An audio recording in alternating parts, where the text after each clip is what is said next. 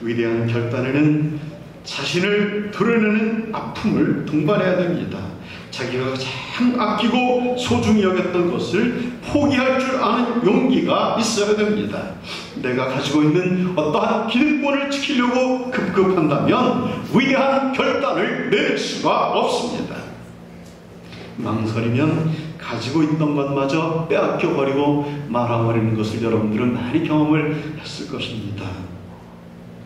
아브라함이 믿음의 조상이 된 것은 잃게 되면 잃어버리리라 라고 하는 신앙이 있었기 때문에 그렇습니다. 하나님, 당신이 가져가시려면 가져가십시오, 빼앗아 가시려면 가십시오 라고 하는 그런 마음의 용기가 있었던 것입니다. 창세기 12장 4절에서 5절의 말씀 가운데 보니까 아브라함이 하나님의 부르심을 받습니다.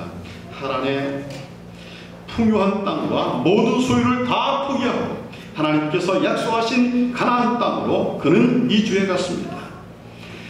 처음에는 하나님의 그 기쁜 뜻을 모릅니다. 하나님은 알파와 오메가가 되셔서 우리를 부르실 때 이미 우리의 끝을 아시고 부르신 분입니다. 그러나 우리는 하나님의 부르심을 받는 그 순간에는 하나님의 깊은 뜻을 모릅니다. 아마 아브라함이 순종하지 않고 하나님, 어떻게 내가 뿌리를 내리고 내 친척과 내 아비와 내가 이제껏 살아왔던 이러한 땅을 떠날 수가 있겠습니까? 라고 했더라면 아브라함은 하나님께 그렇게 귀하게 쓰임을 받지를 못했을 것입니다. 창세기 21장에 보면은 아브라함이 100세의 아들을 얻습니다. 그러나 하나님께서 그 아들을 제물로 바칠 것을 요구합니다. 아브라함은 그대로 순종을 했습니다. 내가 잃어버리면 잃어버리리로다 라고 하는 그러한 마음으로 이제 하나님께 바쳤습니다. 하나님은 그의 신앙을 의롭게 여기셨습니다. 아브라함을 믿음의 조상으로 축복해 주셨습니다. 하나님 앞에서는 언제나 마음을 피워야 됩니다. 욕심을 움켜쥐고는 위대한 결단을 내릴 수가 없습니다. 우리는 간혹 기도를 할 때 우를 범할 수 있는 것이 우리의 마음 가운데 이미 마음의 결정을 해놓고 하나님께 때를 쓰듯이 하나님께 기도를 합니다. 하나님, 이 기도를 안 들어주시면 안 됩니다 라고 이렇게, 그러면 네가 해라. 하나님 아마 그러실 거예요. 여러분, 우리가 어르신들은 아마 기억이 가물가물 나실 거예요. 어린 시절에 그 작두, 이렇게 펌프가 있었잖아요. 그래서 수도가 생기기 전에 그 작두가 있었어요. 하나님께서 주시는 축복의 법칙을 설명을 할 때 이 펌프의 법칙을 많이 인용을 합니다. 그 펌프에서 물을 길어내기 위해서 작두에서 한 바가지에 물을 이렇게 붓습니다. 그러면은 이 물이 들어가서 땅에 있는 물을 계속 이렇게 끌어올리지 않습니까? 이것을 마중물이라 그럽니다. 물이 들어가서 땅에 있는 물을 마중해서 이렇게 끌어올린다 그래서 우리말로 마중물이라 그래요. 하나님께서 우리에게 요구하는 신앙은 다른 것이 아니라 이 정도 분량의 믿음입니다. 내가 너를 통해서 축복의 근원을 삼겠다라고 하는 것은 너로 인해서 계속적으로 솟아날 수 있는 물을 허락할 터인데 그 한 바가지의 물을 바치지 못하겠느냐? 한 바가지의 물을 나를 위해서 쓰지는 못하겠느냐? 라고는 하나님의 그러한 요구이신 것입니다. 하나님은 지금도 우리의 믿음을 시험하십니다. 쓸만한 자들을 위해서 하나님은 마치 강태공이 낚싯대를 가지고 고기를 잡듯이 저기 서울에서도 하나를 잡고 광주에서도 하나를 잡고, 그래서 쓸만한 사람들을 들어서 하나님께서 당신의 도구로 사용하십니다.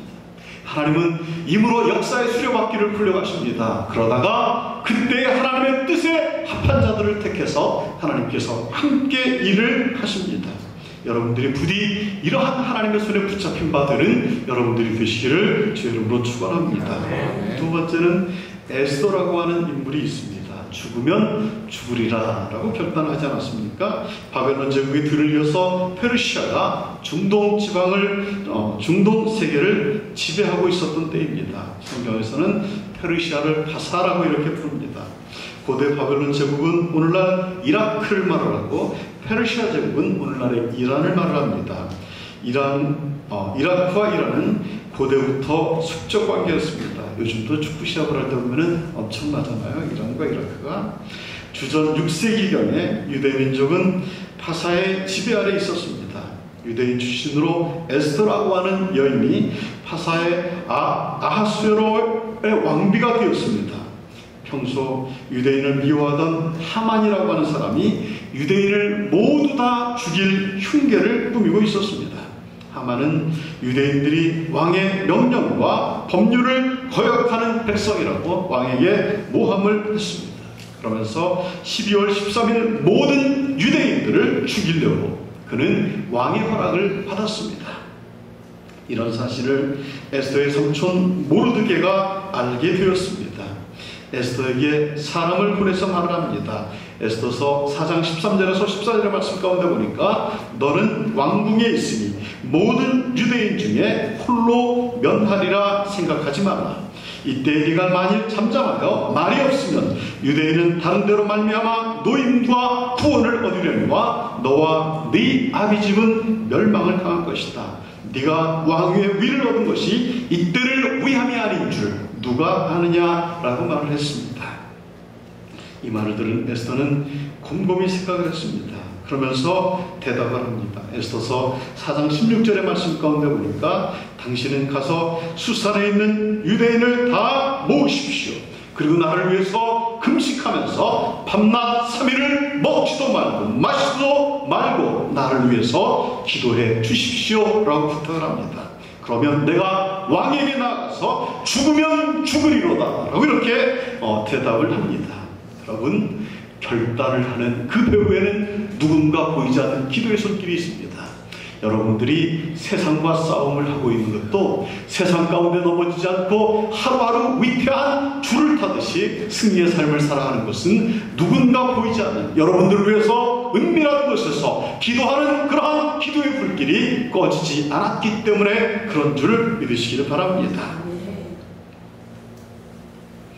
에스더는 죽으면 죽으리로다 결단했습니다. 죽음을 각오한 에스더는 왕을 찾아가서 자기 민족의 억울함을 호소했습니다. 민족을 죽음에서 구하게 된 것입니다. 저는 이제 나이가 51살인데 제가 민주화 학번이라고 이렇게 말을 해요. 보통 저희 노래들을. 그래서 광주에서 그 아픔을 당할 때 서울이나 이러한 객지에 있던 사람들이 광주에 이렇게 내려와 있으면은 광주에 있었다라고 하는 그러한 이유만 가지고 너 혹시 데모에 참여한 거 아니야? 라고 하면서 제적을 시켜버렸던 아주 무서운 시대를 살았던 저입니다. 데모도 얼마나 심했는지 모릅니다. 강원대학교 데모 현장에서 있었던 일입니다. 어느 시위 학생들이 이제 데모를 하는데 전경들이 체류가스를 품으면서 막 진압을 하지 않습니까? 그러니까 이 학생들이 완전히 화가 났어요. 그래서 그냥 전경대원을 하나 끌고 들어갔어요. 그래서 막 한 명을 놓고 완전히 막 짓밟으면서 이 학생들이 전경을 구타하고 있습니다. 그때 학생 중에 한 사람이 아이들을 향해서 말을 합니다. 그게 내 형이야! 라고 이렇게 말을 했습니다. 그 전경이 자기의 형이라는 말입니다. 참으로 피는 물보다 진한 것 같습니다. 자기가 전경들을 향해서 친구들과 함께 돌을 던지다가 자기 형이 끌려가서 거기에서 이제 구타를 당하니까 그게 내 형이야! 라고 말을 했습니다. 아이들이 그 학생들이 전경을 그렇게 구타하다가 순식간에 분위기가 숙연해졌습니다. 내 형이 만약 전경이라면 지금 말하는 저 아이의 입장이라면 나는 어떻게 할까 그런 마음이 들었던 것 같습니다. 순간 한 사람씩 물러났습니다. 그 일이 일순간에 벌어질 수가 있었겠습니까? 간혹 그 가운데에는 저 녀석 프락치 아니야? 당시에는 전투경찰들이 그 대학생과 똑같이 이렇게 사복 차림을 하고 학교에 잠입한 그런 학생들도 있었습니다. 그래서 혹시 저거 프락치 아니야? 라고 하면서 계속 구타를 하다가 이 학생이 용기를 내서 그게 내 형이야 라고 말할 때 아이들의 마음이 수그러졌습니다. 숙연해졌습니다. 그리고 데모가 참잠해졌습니다.